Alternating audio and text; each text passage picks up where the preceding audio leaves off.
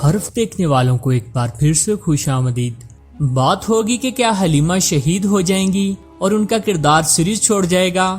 یگیت آلپ کی غداری کیسے آشکار ہوگی؟ کیا اگلی قسط اس کی آخری قسط ہوگی؟ عثمان بے نے مدورنو فتح کرنے کے لیے کیا خفیہ پلان ترتیب دیا ہے؟ کیا کلاڈیس مدورنو بچانے کے چکر میں جان سے ہاتھ دھو بیٹھے گا؟ کیا نیکسٹ ایپیسوڈ میں صوفیہ کی گردن اڑنے جا رہی ہے؟ آپ کو بتائیں گے کہ اگلی قسط میں کیا بڑے سرپرائزز ہمارے منتظر ہیں، جبکہ اور بھی بہت سی امپورٹنٹ باتیں اسی ویڈیو کا حصہ بنائیں گے، تو ویڈیو آخر تک لازمی دیکھیے گا۔ تم نے منگولوں کو گھٹنے ٹیکنے پر مجبور کیا اور بازنطینیوں کو خون کے آنسو رلایا۔ بالآخر سفید داڑھی والے بھی عثمان بے کی بہادری کے موترف ہو گئے۔ جی ہاں، چونکہ عثمان بے ریاست قائم کرنے کے بعد سے تیزی سے آگے بڑھ رہے ہیں اور پے در پہ فتوحات اپنے نام کر رہے ہیں، یہی وجہ ہے کہ ان کا نام سمندر پار بھی گونج رہا ہے۔ کرلوش سیریز میں ایک بار پھر سفید داڑھی والوں کی انٹری ہو چکی ہے۔ جس طرح بہترین طریقے سے عثمان بے نے اپنے والد عظیم ارطغرل غازی کی لیگیسی کو آگے بڑھایا ہے، سفید داڑھی والے بھی داد دیے بنا نہ رہ سکے۔ نہ صرف یہ، انہوں نے عثمان بے کی دور اندیشی دیکھ کر عثمان بے کی مدد کرنے کا فیصلہ کیا ہے۔ جی ہاں، ترکمان کی ایک بڑی فوج عثمان بے کی زمینوں پر آ رہی ہے، جو کہ عثمان بے کے کندھے سے کندھا ملا کر لڑیں گے اور عثمان بے کی طاقت میں اضافہ کریں گے۔ ادھر ترگت بے بھی پیچھے نہیں رہے اور خود کے حصے کا کام بخوبی سر انجام دے رہے ہیں۔ وہ اپنا قیمتی تجربہ اور دوراندیشی نوجوان سپاہیوں میں ٹرانسفر کر رہے ہیں، جو کہ آنے والے ٹائم میں دشمن کے گلے کی ہڈی بنیں گے۔ جی ہاں، عثمان بے کے بعد سب سے زیادہ سکرین ٹائم اس وقت ترگت بے کو دیا جا رہا ہے، اور ان کے عثمان بے کے ساتھ لگاتار سینز آڈینس کو خوب لطف اندوز کر رہے ہیں۔ واضح کر دیں کہ ترگت بے کے آنے کے بعد عثمان بے کے سبھی قریبی آلپس، جو کہ عثمان بے کے مین سپاہی تھے، ترگت بے کے سامنے چھوٹے موٹے آلپس محسوس ہو رہے ہیں۔ اور ویسے بھی چونکہ ترگت بے عظیم سردار ارطغرل غازی کے جانشین ہیں، تو سبھی سپاہی ترگت بے کے ماتحت ہیں اور ان سے عثمان بے سے بھی زیادہ ڈرنے لگے ہیں، کیونکہ ترگت بے اس عمر میں بھی ایک سخت جان اور روب و دبدبے والے سردار ہیں، جنہیں دیکھ کر ہی دشمن پر خوف طاری ہو جاتا ہے۔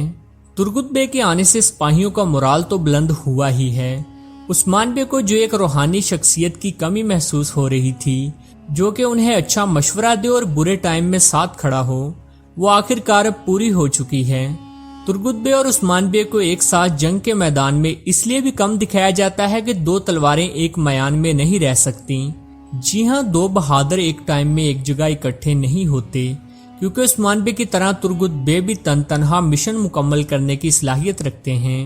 یہی وجہ ہے کہ ترگت بے کے آنے سے عثمان بے کی جہاں کمر مضبوط ہوئی ہے، تو وہیں عثمان بے کے آدھے کام ترگت بے نے سنبھال لیے ہیں۔ جی ہاں، کرلوش سیریز مکمل طور پر تاریخی واقعات کی طرف موڑ دی گئی ہے اور مزید تاریخی کردار بھی کاسٹ کا حصہ بنا لیے گئے ہیں۔ عثمان بے نے برسا کو ٹارگٹ رکھ کر پیش قدمی شروع کر دی ہے اور رستے میں آنے والے علاقے اور قلعے فتح کرتے جا رہے ہیں۔ اب گویونک فتح کرنے کے بعد عثمان بے کا اگلا ٹارگٹ مدورنو ہے، تاہم یگیت آلپ عثمان بے کے ارادے تیزی سے کلاڈیس کو بتا رہا ہے۔ یہی وجہ ہے کہ کلاڈیس نے پہلے ہی وہاں پہنچ کر دفاعی پوزیشن اختیار کر لی ہے، لیکن وہ کہتے ہیں نا کہ جب بیڑیے کا دن ہوتا ہے تو گیدڑوں کو پھر دوڑنے کی راہ نہیں ملتی۔ جی ہاں، ارطغرل غازی کے بہادر فرزند عثمان بے کے سامنے بازنطینی طاقت ٹک نہیں پائے گی۔ غدار چاہے کتنی ہی کوششیں کر لیں، لیکن عثمان بے کا کچھ نہیں بگاڑ سکتے۔ اور ویسے بھی وہ کہتے ہیں نا کہ قسمت بھی ہمیشہ بہادروں کا ہی ساتھ دیتی ہے۔ جیسا کہ آپ جانتے ہی ہیں کہ عثمان بے نے جنگ بندی کر کے طاقت جمع کرنے کے بجائے دشمن پر چڑھ دوڑنے کو ترجیح دی ہے، اور عثمان بے جیسے بڑے سردار اور ریاست کے حکمران کے شایان شان بھی یہی تھا کہ وہ وسائل کی کمی کو کمزوری نہ سمجھے، بلکہ اپنی طاقت بناتے ہوئے دشمن کی اینٹ سے اینٹ بجا دے۔ اور یہاں عثمان بے کی دور اندیشی کام آئی اور عثمان بے نے آخری لمحات میں مغربی رستوں سے جانے کا فیصلہ ترک کر دیا اور مشرقی رستہ اختیار کیا۔ اس فیصلے نے یگیت اور کلاڈیس کی امیدوں پر تو پانی پھیر ہی دیا۔ گویونک کا علاقہ عثمانیوں کی ملکیت بن گیا اور بہت سا مال غنیمت بھی مل گیا، جس سے عثمانی مضبوط ہو گئے اور اگلے ٹارگٹ کے لیے انہیں مزید ہمت مل گئی۔ چونکہ اس دفعہ پھر یگیت آلپ نے غداری کرتے ہوئے کلاڈیس کو پہلے ہی آگاہ کر دیا ہے کہ عثمان بے مدورنو پر حملہ کرنے والے ہیں، تو کلاڈیس مدورنو پہنچ گیا ہے اور بڑی فوج وہاں تعینات کر دی ہے۔ یہی وجہ ہے کہ عثمان بے یہ حملہ تھوڑا ڈیلے کر دیں گے۔ تاہم عثمان بے کو شک ضرور ہو گیا ہے کہ سرداروں میں کوئی غدار ضرور ہے جو کہ پیٹھ میں چھرا گونپ رہا ہے، اور ویسے بھی ترگت بے نے بھی کہہ دیا ہے کہ ہمارے قریبی دوستوں میں سے کوئی غدار ہے۔ یہی وجہ ہے کہ عثمان بے اب غدار کو ڈھونڈنے کے لیے دانہ ڈالیں گے اور یزید بآسانی اس جال میں آ گرے گا۔ اس کی وجہ یہ ہے کہ عثمان بے کو یزید پر آلریڈی شک ہے، کیونکہ ہر بار عثمان بے سے یزید ہی پوچھتا ہے کہ آپ کا کیا ارادہ ہے۔ واضح کر دیں کہ یزید کو بے نقاب کرنے میں حسن بے کا بھی اہم کردار ہوگا۔ ویسے بھی حسن بے یزید کی غداری سے تھوڑے بہت واقف بھی ہیں، جس طرح یزید انہیں کوچار کے پاس لے کر گیا تھا۔ واضح کر دیں کہ عثمان بے یزید کی غداری آشکار ہونے کے بعد اسے فوراً ماریں گے نہیں، بلکہ اس کے تھرو کلاڈیس کے لیے بڑا جال بچھائیں گے۔ جی ہاں، بران بے اور کچھ سپاہی بیس بدل کر مدورنوں میں کلاڈیس پر نظر رکھیں گے اور وہاں کی سبھی خفیہ خبریں عثمان بے کو دیں گے۔ اسی کے مطابق عثمان بے اگلا پلان ترتیب دیں گے اور کلاڈیس پر اس وقت دعویٰ بولیں گے جب وہ ایکسپیکٹ نہیں کر رہا ہوگا۔ واضح کر دیں کہ مدورنوں کی فتح کے ساتھ ہی یزید کا بھی سر قلم ہو جائے گا۔ تاہم کلاڈیس ایک بار پھر بھاگ نکلنے میں کامیاب ہوگا، تاہم اس کا اختتام زیادہ دور نہیں ہے، کیونکہ سیزن 6 کے اختتام میں صرف 3 سے 4 اقساط باقی ہیں، تو اس سے پہلے بڑا مارکا ہمارا منتظر ہے۔ اسی مارکے میں نہ صرف عثمان بے بازنطینیوں کو عبرتناک شکست دیں گے، بلکہ کلاڈیس کو بھی تلوار کی دار محسوس کروائیں گے۔ بات کرتے ہیں حلیمہ کی، جسے زخمی حالت میں لایا گیا ہے اور وہ بے ہوش ہے۔ کیا حلیمہ زخموں کی تاب نہ لاتے ہوئے شہید ہو جائیں گی اور ان کا کردار سیریز چھوڑ جائے گا؟ ابھی بتا دیتے ہیں۔ جیسا کہ آپ جانتے ہی ہیں کہ قبیلے آنے کے بعد سے حلیمہ مکمل طور پر بدل چکی ہے اور اب اسے صوفیہ کے ساتھ بالکل بھی ہمدردی نہیں رہی۔ وہ جان چکی ہے کہ صوفیہ ایک جھوٹی اور شیطان صفت عورت ہے۔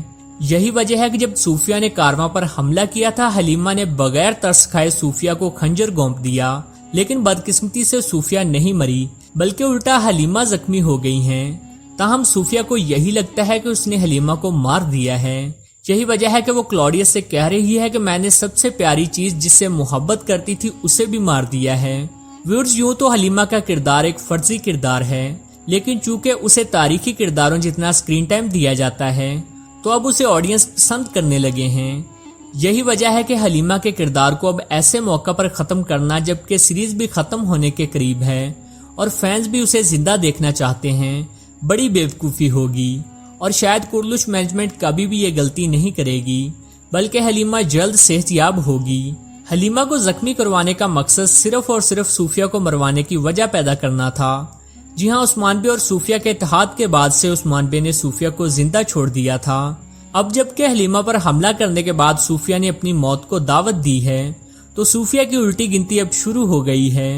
اب عثمان بے اور بالا صوفیہ کو معاف نہیں کریں گے اور اسے جہنم واصل کر کے ہی دم لیں گے۔ ویورز، آپ کے خیال سے یزید کیسے بے نقاب ہوگا؟